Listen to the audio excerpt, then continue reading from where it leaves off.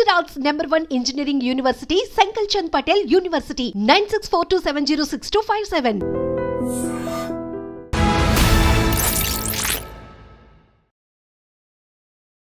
అందరికీ నమస్కారం. నేను Swaroopa Potlapalli. Welcome to trending topic.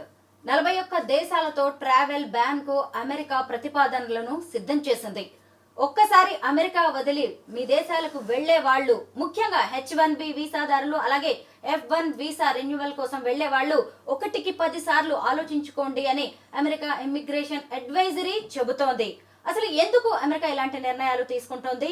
అమెరికాతో ప్రపంచ దేశాల సంబంధాలు ఇక మీదట ఎలా ఉండబోతున్నాయి? ప్రస్తుతం నాతో పాటు global Telangana association founder and chairman Vishweshwar Reddy గారు ఉన్నారు. ఆయనతో మాట్లాడి అనేక విషయాలు తెలుసుకుందాం. సార్ నమస్తే. నమస్కారం. ట్రావెల్ బ్యాన్ అనేది ఇప్పుడు పెద్ద న్యూస్ గా మారిపోయింది సార్. ఎందుకు ట్రంప్ ఈ నిర్ణయం తీసుకున్నారు? ఆ లిస్ట్ లో ఉన్న దేశాలు ఏంటి? టిపికల్ ఏంటంటే ఎనీ కంట్రీ ఫోక్స్ ఫారెన్ కంట్రీలో ఇమిగ్రేషన్లో వెళ్ళొచ్చు. ఎంప్లాయ్మెంట్ కానీ, ఎడ్యుకేషన్ కానీ, బిజినెస్లో ఉపయోగించవచ్చు. వెళ్ళిన వాళ్ళు ఆ country law of the land avoid అయి ఉండాలి. ఒకవేళ in case they cannot follow the rules, then country has every right to deport them.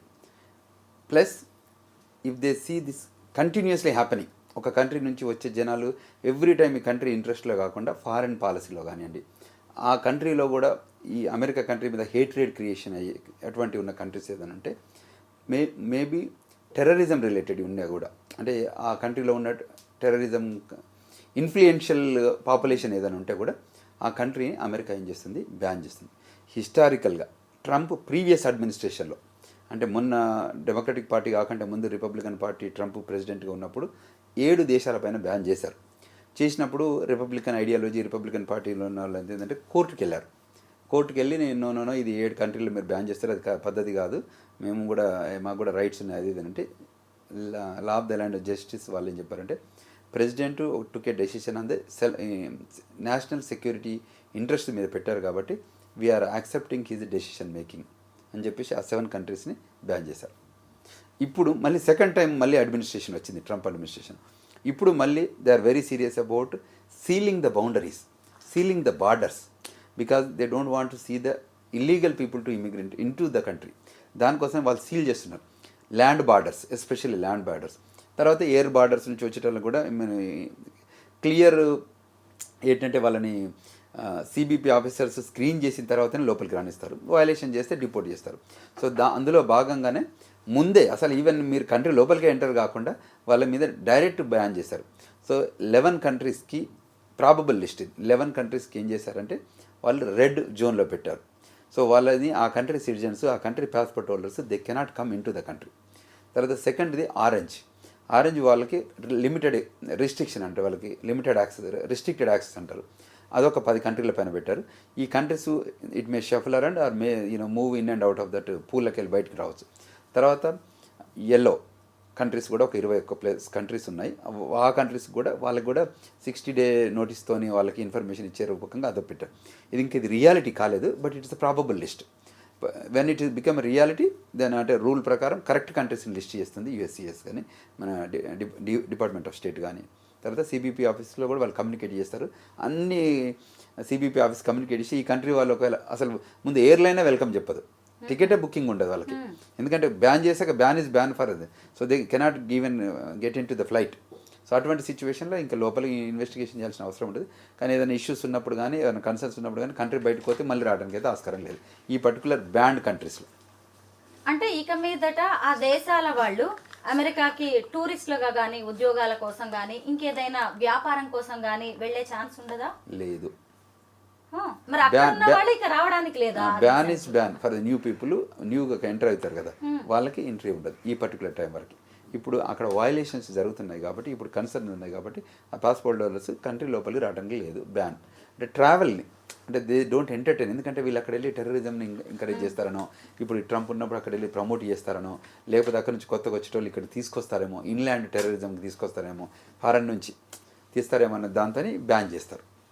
అంటే మరి ఇక్కడ ఆల్రెడీ అమెరికాలో ఉన్న ఈ 41 దేశాల వాళ్ళు వాళ్ళ సొంత దేశాలకి ఎన్ని రోజుల పాటు, ఎన్నేళ్ల పాటు వెళ్లకుండా ఉండాలి? బ్యాన్ డ్యూరేషన్ ఎన్ని రోజులు పోవద్దు. ఓకే, డ్యూరేషన్ అనేది ఇస్తారు. ఇప్పుడు ట్రంప్ అడ్మినిస్ట్రేషన్ అప్పుడు బ్యాన్ అయింది, మళ్ళీ ఓపెన్ అప్ చేశారు, మళ్ళీ బ్యాన్ అవుతుంది. సో ఇప్పుడు ఇంకా బ్యాన్ కాలేదు, ఈ 40 కంట్రీస్లో కూడా ఇంకా అఫీషియల్గా కాలేదు. బట్ చర్చలు జరుగుతున్నాయి లోపల, ఇంటర్నల్గా కుకింగ్ అంటారు కదా, కుకింగ్ జరుగుతుంది లోపల ఫర్ ద బ్యాన్కి. సార్ 41 దేశాల మీద బ్యాన్ అనేది చిన్న విషయం కాదు కదా, ట్రావెల్ బ్యాన్. మరి ఇది రేపు ప్రపంచ దేశాలతో సంబంధాల విషయంలో అమెరికా మీద ఏదైనా ఎఫెక్ట్ చూపించే అవకాశం ఉందా? అంటే 41 దేశాల మీద టోటల్ బ్యాన్ పెట్టట్లేదు, 11 దేశాల మీద మాత్రం టోటల్ బ్యాన్ పెట్టొచ్చు. అంటే ఇంతకుముందు 7 పెట్టారు, ఇట్స్ ద రియాలిటీ. అంటే హిస్టారికల్గా ఇట్స్ అ ప్రూవెన్. 7 అప్పుడు ఉంది, ఇంకా కొన్ని కంట్రీస్ని యాడ్ చేస్తున్నారు ఇప్పుడు. సో అది ఫుల్ నెంబర్స్ చేంజెస్ అయితే 11, 9, 10 అనేది వస్తుంది. బట్ బ్యాన్ ఈజ్ బ్యాన్, వాళ్ళు దే కెనాట్ కమ్. బట్ మిగతా వాటికి రిస్ట్రిక్టెడ్ ఉంటుంది, లిమిటెడ్ యాక్సెస్ ఉంటుంది. ఎగ్జాంపుల్ మనం వీసాలు అమెరికాకు వస్తుంది చూడండి, విజిటర్ వీసా మీద వచ్చిన వాళ్ళకి 6 months డ్యూరేషన్ ఇస్తారు. అది డ్యూరేషన్ ఆఫ్ స్టే. వాళ్ళ పాస్పోర్ట్లో 10 ఏళ్ల వీసా ఉన్నా కూడా వాళ్ళ కంట్రీలో ఉండేది ఓన్లీ 6 monthsకి ఎలిజిబిలిటీ ఇస్తారు. వాళ్ళ I-94 status only for 6 months. అట్లే ఏ వీసాకి వచ్చి లోపలికి ఎంటర్ అయినా కూడా వాళ్ళ టైం లిమిట్ ఉంటుంది, డ్యూరేషన్ ఉంటుంది. Types of visas, immigrant, non immigrant వీసాల ఏంటి, పర్పస్ ఏంటి, డ్యూరేషన్ ఏంటి, ఇవన్నీ ఇది ఇట్స్ అన్ ఇమ్మిగ్రెంట్ కంట్రీ కాబట్టి ఈ రూల్స్ ఫ్రేమ్ అయిన రూల్స్లో ఆ ఫ్రేమ్వర్క్లోనే మనం ఉండాలి. అక్కడ ఏదైనా గ్యాప్ వస్తే వాళ్ళని డిపోర్ట్ చేయడం జరుగుతుంది. 11 దేశాలు అన్నారు కదా, ఆ దేశాల పేర్లు మనం మాట్లాడుకోవచ్చా? చెప్పుకోవచ్చు కానీ బట్ అది ఇంకా ఫైనల్ లిస్ట్ రాలేదు. అంటే అమెరికా ఎలా ఉంటుందంటే USCIS.gov అని ఉంటుందండి, అది website. It's a Bible for everyone to look at it. ఇది encyclopedia for the immigration laws. So అందులో క్లియర్గా మెన్షన్ చేస్తారు. ఇప్పుడు ప్రాబబుల్ లిస్ట్ ఆఫ్ కంట్రీస్ ఉన్నాయి, బట్ ఫర్మ్గా ఈ కంట్రీస్ అని చెప్పొచ్చు. అప్పుడు 7 కంట్రీస్ పెట్టిన కంట్రీస్ లిస్ట్ ఉంది. తర్వాత ఇప్పుడు రేపు పెట్టబోయే లిస్ట్ అంటే ప్రపోజల్గా తిరుగుతున్నాయి. If you want I can read those countries names. Especially this red countries వచ్చేసి Afghanistan, Bhutan, Cuba, Iran, Libya, North Korea, మనకు తెలుసు నార్త్ కొరియా ఎట్లా, సొమాలియా అండ్ సుడాన్, సిరియాలో కూడా ఇన్స్టెబిలిటీ బాగా జరుగుతుంది, వెనిజువెలా, యెమెన్. సో హిస్టారికల్గా మనకి సమ్ ఆఫ్ ద కంట్రీస్ మనకు తెలుసు. ఇప్పటికీ they don't have a good bilateral ఇష్యూస్తోని రిలేషన్ లేదు ఇప్పటికి యెమెన్తో. అది మీకు ఇప్పుడు ఇవాళ నిన్న కూడా జరుగుతున్నాయి, దాడులు జరుగుతున్నాయి ఆల్రెడీ. సో ఇటువంటి సిచ్యువేషన్లో ఈ కంట్రీస్ వాళ్ళు సిటిజన్స్కి రావద్దు అనేది, ప్లస్ అక్కడ ఇన్స్టెబిలిటీ ఉంది అక్కడంతా కంట్రీలో. మీకు ఆఫ్ఘనిస్తాన్లో లాస్ట్ టైం జరిగింది కదా. సో అందువల్ల ఈ కంట్రీస్ మీద ట్రావెల్ బ్యాన్ పెట్టడానికి ఆస్కారం ఉంది ఈ 11 కంట్రీస్ మీద. తర్వాత ఆరెంజ్ అని అంటారు, వీసాలు sharply restricted that is Belarus, Eritrea, Haiti, Laos, Myanmar, Pakistan, Russia, Sierra Leone, South Sudan, Turkmenistan. This is orange county probable list.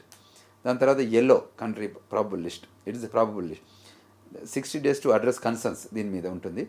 Angola, Antigua and Barbuda, Benin, Burkina Faso, Cambodia, Cameroon, Cape Verde, Chad, Republic of Congo,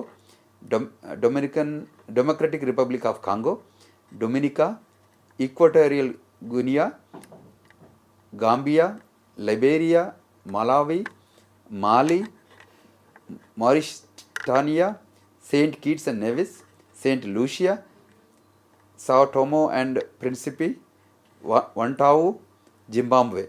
okay, Vanuatu కూడా ఉంది ఇందులో. ఈ మధ్య మీకు తెలుసు కదా, Vanuatu is happening, our guy is going there అనే దాని మీద ఇది పెడుతుంది. Vanuatu is directly they are selling the citizenships. అంటే ఆయా దేశాలతో ఉన్న ఇష్యూస్ను బట్టి, వాటి తీవ్రతను బట్టి ఆరెంజ్, రెడ్, ఎల్లోగా కేటగరైజ్ చేశారు. కరెక్ట్. అయితే ఇప్పుడు ఆ దేశ అధ్యక్షులు కావచ్చు, అక్కడి వాళ్ళు ఏమైనా అమెరికా అధ్యక్షుడు డొనాల్డ్ ట్రంప్తో మంతనాలు జరిపి, చర్చలు జరిపి రిలాక్సేషన్ తీసుకునే అవకాశం ఉందా? తప్పకుండా ఉంది. అందుకోసమే this are the probable list. Probability ఎందుకు వేస్తారంటే ఫీలర్స్ పంపడానికి.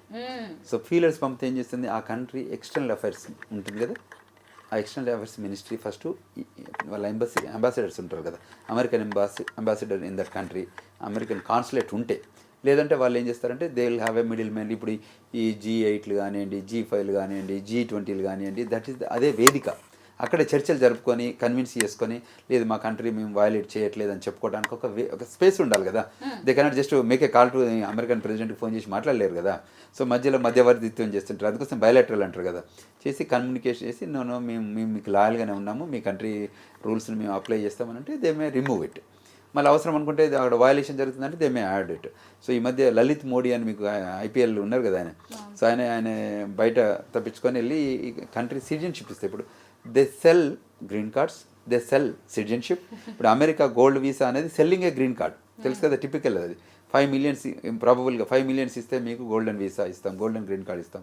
అదేవిధంగా కొన్ని కంట్రీస్ ఏం చేస్తాయంటే మీకు డైరెక్ట్ ఒక $250,000 $200,000 ఇన్వెస్ట్ చేస్తే వాళ్ళకి డైరెక్ట్ ఆ కంట్రీ సిటిజన్షిప్ ఇస్తారు. సో దాని మీద you can stay in that country and you can do businesses. ఇప్పుడు especially Vanuatu, so that country is giving $150,000కే డైరెక్ట్ సిటిజన్షిప్ ఇస్తుంది. It's island country. అంటే అమెరికా ఆయా దేశాలను భయపెట్టాలని చూస్తుందా, కొత్త బిజినెస్ కి తెరదీస్తోందంటారా? 100% అమెరికా ఆల్వేస్ ఫైటింగ్ జోన్లోనే ఉంటుంది. మోడ్ ఎప్పటికీ debate, discussion, conclusion, research analysis type ఎప్పుడు ఉంటుంది. American CIA central intelligence agency అనేది ఒక డిపార్ట్మెంట్ ఉంటుంది. అది వరల్డ్లో ప్రతి కంట్రీని ఎవ్రీ మినిట్ ఎక్కడేం జరుగుతుందో దానికి రిపోర్ట్ ఉంటుంది. ఆ ఇన్ఫర్మేషన్ ఎవ్రీ డే ప్రెసిడెంట్కి కమ్యూనికేట్ అవుతుంటుంది.